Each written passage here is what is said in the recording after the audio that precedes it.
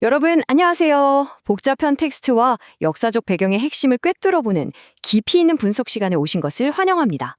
오늘 우리가 아주 흥미진진하게 딥다이브 해볼 주제는 아마 여러분도 살면서 한 번쯤은 꼭 들어보셨을 유명한 성경 속 사건인데요. 바로 가늠하다 현장에서 잡힌 여인 이야기입니다. 자, 이 익숙한 이야기 속에 어떤 충격적인 비밀이 숨겨져 있는지 본격적으로 파헤쳐볼까요?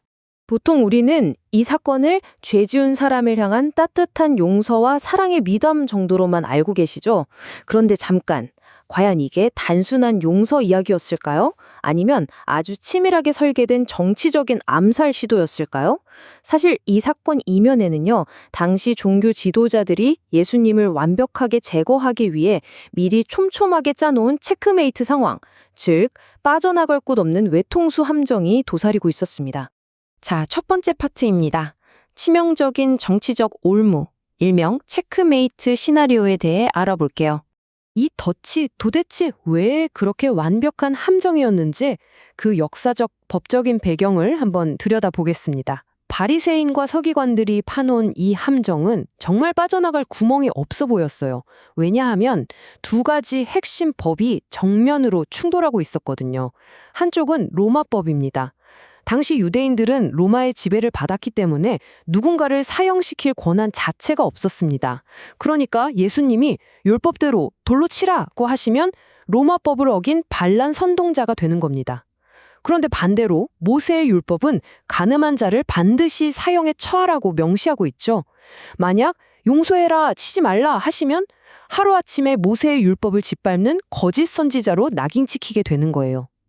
이러지도 저러지도 못하는 그야말로 완벽한 진퇴양난의 덫이었던 거죠.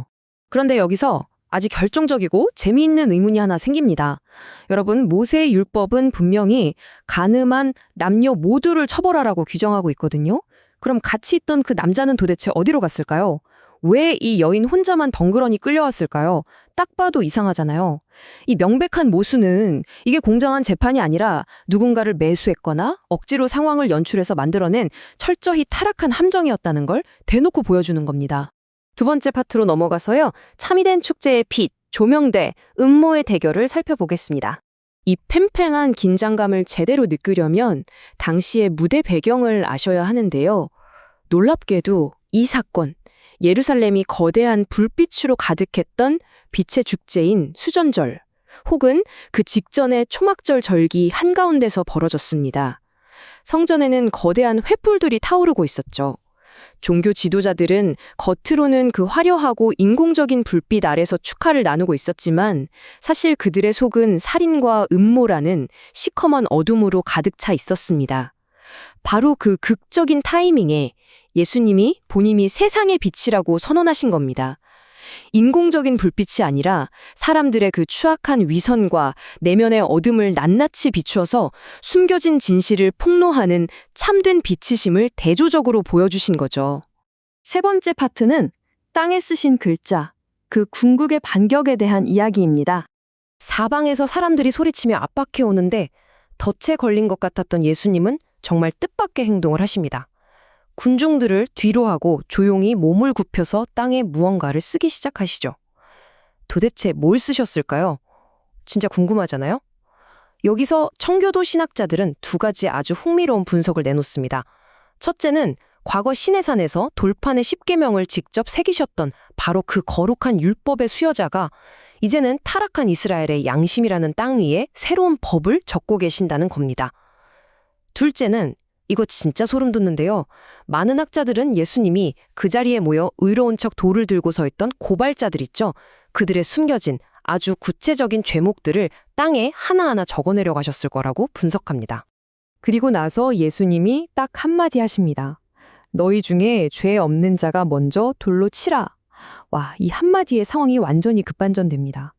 재밌는 건 가장 나이가 많은 장로들부터 슬금슬금 자리를 피한다는 거예요.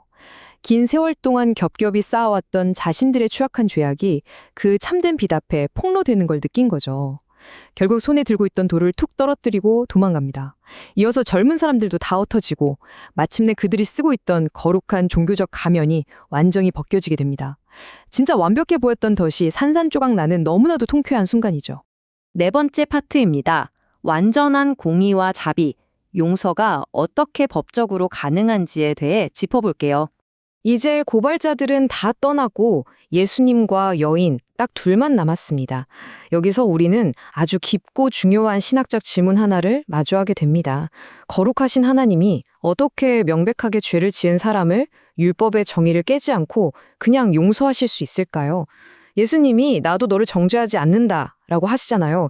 이게 결코 여인의 죄를 가볍게 여겨서 눈 감아주신 게 아닙니다. 사실은 훗날 이 여인이 율법에 따라 맞아야 할 그 무시무시한 심판의 돌팔매를 예수님 본인이 십자가 위에서 대신 다 맞으실 거였거든요. 본인이 스스로 심판을 다 떠안으셨기 때문에 이런 완벽한 용서가 법적으로도 가능했던 겁니다. 그리고 예수님이 마지막으로 쐐기를 박으십니다. 가서 다시는 죄를 범하지 말라. 여러분, 이건 절대 이번 한 번만 봐줄 테니까 조심해 같은 값싼 은혜의 이야기가 아닙니다. 이런 말도 안 되는 놀라운 은혜를 경험했다면 이제부터는 완전히 다른 삶의 방향으로 나아가야 한다는 아주 강력하고 진중한 선언인 거죠. 여기서 우리가 반드시 짚고 넘어가야 할 아주 중요한 개념이 나옵니다. 바로 성화입니다. 성화란 뭘까요? 그냥 한 번 값싸게 용서받고 끝나는 게 아니라 그 압도적이고 전적인 은혜에 힘입어서 거룩함의 길을 걸어가는 변화된 삶을 뜻합니다. 참된 자비는 반드시 우리를 거룩이라는 새로운 삶의 길로 초청한다는 사실을 이 사건이 아주 명확하게 보여주고 있는 겁니다. 자, 이제 결론 파트입니다. 궁극의 영적 충돌. 자기의의 전적인 은혜. 결국 이 사건의 핵심을 한마디로 요약하자면 거대한 두 세계관이 쾅 하고 충돌한 겁니다. 한쪽에는 종교라는 그럴싸한 이름으로 포장된 인간의 자기의 의가 있죠. 가면을 쓰고 남을 깎아내리며 정죄하고 뒤에서는 어두운 음모나 꾸미는 그런 모습이요. 하지만 반대쪽에는 뭐가 서 있습니까? 하나님의 전적인 은혜가 버티고 서 있습니다. 숨겨진 어둠을 다 비춰버리는 참된 빛, 죄인을 향한 완벽한 용서, 그리고 그 무거운 심판을 스스로 다 짊어지시는 십자가의 사랑. 이 두 세계관이 예루살렘 성전 마당 한가운데서 정면으로 부딪힌 사건. 이게 바로 오늘 우리가 함께 파헤쳐본 이 이야기의 진짜 본질입니다. 오늘 이야기를 쭉 종합하면서 여러분 스스로에게 이 질문을 한번 던져보셨으면 좋겠습니다. 참된 빛이 여러분의 가장 깊은 내면의 그림자를 싹 비출 때 여러분은 손에 꽉 쥐고 있던 그 돌을 내려놓으시겠습니까? 아니면 끝까지 그 위선의 가면을 붙잡고 계시겠습니까? 오늘 함께 나눈 이 딥다이브 분석이 여러분에게 단순한 지식을 넘어서 깊은 성찰과 새로운 호기심을 남겼기를 바랍니다. 끝까지 집중해서 함께 해주신 여러분 정말 감사드리고요. 저는 다음 시간에도 더 흥미롭고 날카로운 분석으로 찾아오겠습니다. 그때 봬요.